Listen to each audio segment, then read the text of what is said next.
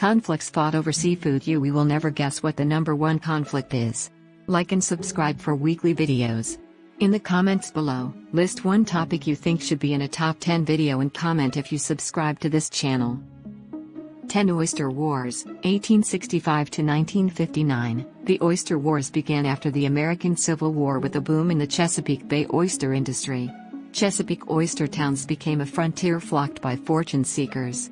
Violence soon erupted between locals and new rivals, and when the locals ran out of new settlers to shoot at, they turned on each other. Gunfire was exchanged between Maryland and Virginia watermen, and within the states between fishermen from different counties. It wasn't long before the government began to intervene in these fishing squabbles, creating the Maryland Oyster Navy, a nautical police force that was notoriously ineffective.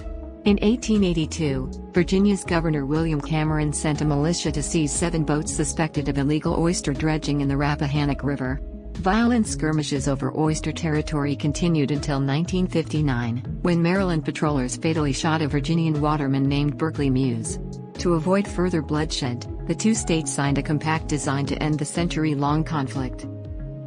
9 Paling Goproer, the Dutch Eel Riot, 1886. One of the favorite pastimes in 19th century Amsterdam was known as eel pulling, paling trekken. A rope was stretched across a canal, with a live eel tied in the middle. Men would then cruise beneath the eel rope in small boats and attempt to pull the slippery fish loose. He who freed the eel received a prize of 6 guilders, which was decent walking around money back then. The sport was illegal by the 1880s, but that didn't halt its popularity. On July 25, 1886, a lively session of paling trekken was afoot on the Lindegracht Canal. They had already pulled 3 times when the police showed up and demanded a stop to the spectacle, entering one of the houses where the ropes were tied to cut the eel loose.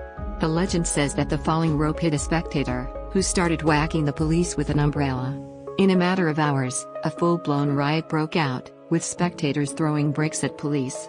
Things cooled down overnight, but the next day the army opened fire on rioters storming the police station. 26 civilians were killed and 32 were severely injured, making the Paling Goproer one of the most severe cases of police brutality in Dutch history. 8 Newland Mackerel Riots, 1896. Newland is a seaside town in western England with a long history as a fishing port. In the late 19th century, most Newland fishermen were strictly religious and refused to work on the Sabbath. However, they had to share their waters with large fishing companies from the east coast of England, who were perfectly fine with fishing on Sundays. This meant the eastern boats could bring their catch to market on Monday, which let them sell at much higher prices.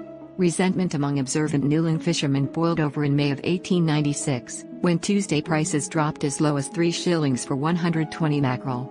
On May 18, a crowd of fed-up fishermen boarded boats from the east and tossed thousands of mackerels back into the sea. The outrage spread to other Cornish fishing communities, some of whom also attacked eastern boats and erected barriers to prevent access to their harbors. Eventually the local authorities called in the military to quell the rioters, who threw stones at the authorities but eventually settled down, leaving the eastern companies to continue fishing on Sundays. 7 Cod Wars, 1415 to 1976. Cod is perhaps one of the most economically important fish in history, so it's no surprise that countries have fought over the right to harvest it. The Cod Wars between the United Kingdom and Iceland are certainly the longest-lasting entry on this list, with historians claiming as many as 10 separate episodes spanning several centuries. The first Cod War started in 1415 with English authorities arresting a Danish official in Iceland, which was then the territory of Denmark. This conflict resulted in a treaty agreement that was negotiated and renegotiated between the two countries for centuries, with each waiting for political instability and the other to regain power over the cod trade.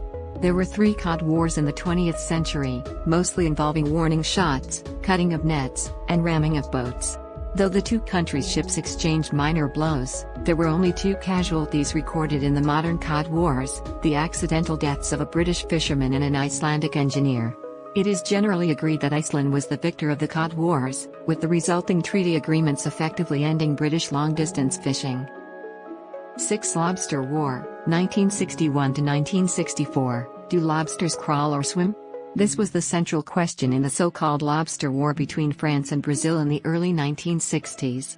Brazilian authorities insisted that spiny lobsters crawl along the continental shelf of their territory, while French fishermen claimed they swam like fish, making them fair game for any country to harvest. After complaints of French ships catching lobster off the coast of Pernambuco, the Brazilian president gave France 48 hours to withdraw all boats. When they refused, the Brazilian Navy captured a French vessel and shut off access to all French boats off their coast. The next year, Brazil seized 3 more French vessels. This ignited an international incident that was not resolved until 1964, when the countries to reach an agreement that expanded Brazil's territorial waters but allowed limited French lobster fishing. No blood was shed, but the countries' respective biologists continued debating whether lobsters crawl or swim for many years after. 5. Galveston Bay Shrimp Conflict, 1979 to 1981. After the Vietnam War, some refugees fleeing Southeast Asia settled in the Galveston Bay area of Texas and found jobs on shrimp boats. The growth of the refugee shrimper population upset local white shrimpers, who saw them as competition for the limited resources of the bay. The tensions turned to violence in 1979, when a fistfight resulted in the shooting of a white crabber and the burning of several Vietnamese boats. This ongoing ethnic conflict brought the Texas Knights of the Ku Klux Klan to Galveston in 1981, where they began terrorizing Vietnamese shrimpers with armed demonstrations on and off the water. Many white supremacists directly threatened violence against the Vietnamese shrimpers, waving pistols and circling their boats in paramilitary gear. A resulting harassment trial brought by the Southern Poverty Law Center revealed a video of KKK leader Louis Beam encouraging his militia to utterly destroy everybody. The lawsuit ended the harassment and disbanded the paramilitary groups, but by then many Vietnamese shrimpers had already moved away or suffered property damage. This incident was the inspiration for the 1985 film Alamo Bay. Beam and his followers went on to perpetrate extremist violence in other parts of the country, laying the groundwork for contemporary white supremacist groups that still threaten violence against minority communities today. 4. Turbot War, 1995. In 1995, the Canadian Coast Guard seized the Spanish trawler Este, which was fishing in international waters off the coast of Newfoundland. Canadian authorities claimed the Spanish vessel had exceeded its quota of Greenland turbot, a goofy-looking flatfish that goes great with butter and capers. Despite the EU condemning the seizure as an act of organized piracy, Canadian vessels cut off the nets of 3 more Spanish and Portuguese fishing boats in the following weeks. Tensions increased, and Spain even sent a warship to protect its fishing vessels. Eventually, Canada reached an agreement with the EU that ended the conflict by strengthening fishing enforcement and increasing Spain's turbot quota. No one invited the turbots to the negotiating table. Just the dinner table. 3. Great Scallop War, 2012 to 2020. In October 2012, a group of about 40 French vessels surrounded a few British fishing boats off the coast of France. French fishermen were upset that their country prohibited them from harvesting scallops between May and October, while British fishermen could fish year-round. According to the British fishermen, the French vessels threw stones and nets at the British boats, along with French taunts worthy of any Monty Python sketch. Despite the best efforts of both countries, violence flared between British and French scallop fishermen again in 2018 and 2020. Along with rocks, the French fishermen were accused of throwing frying pans, flares, gasoline bombs, and oil at their British rivals. No love lost between these neighbors. Tuguang Decrossing No. 28 Incident, 2013. On May 9, 2013, a Filipino Coast Guard patrol boat opened fire on an unarmed Taiwanese boat, the Guang Desing No. 28, which was fishing in disputed waters between the two island nations. The Coast Guard gunfire hit the small vessel at least 45 times, resulting in the death of 65-year-old fisherman Ho Shi Cheng. This incident was a flashpoint in the conflict between the two countries, whose territorial claims overlap in the waters where the boat was shot. Demonstrations occurred in both countries after the shooting, including a Filipino ex-policeman publicly burning a Taiwanese flag to send a message that Filipinos are not cowards. Relations between the two nations have since normalized, and the 8 Coast Guard employees who committed the shooting were convicted in 2019.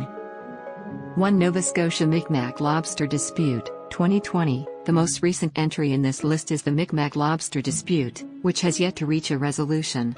According to a 1999 Canadian Supreme Court decision, members of the Mcmac Indigenous tribe have the right to fish on a small scale whenever and wherever they want. In September 2020, the Sipinicatac First Nation opened a small lobster fishery in Nova Scotia, which was quickly criticized by non-Indigenous fishermen for operating outside of the commercial season. In October, Several mobs of non-indigenous fishermen laid siege to indigenous-owned lobster facilities in Nova Scotia, throwing rocks, breaking windows, and threatening to set the entire place on fire if the employees inside did not leave. One facility was burned to the ground and the remaining live lobsters poisoned with PVC cement. Canadian officials have called for peace in the wake of the violence in Nova Scotia, but tensions remain high between Indigenous and non-Indigenous fishermen.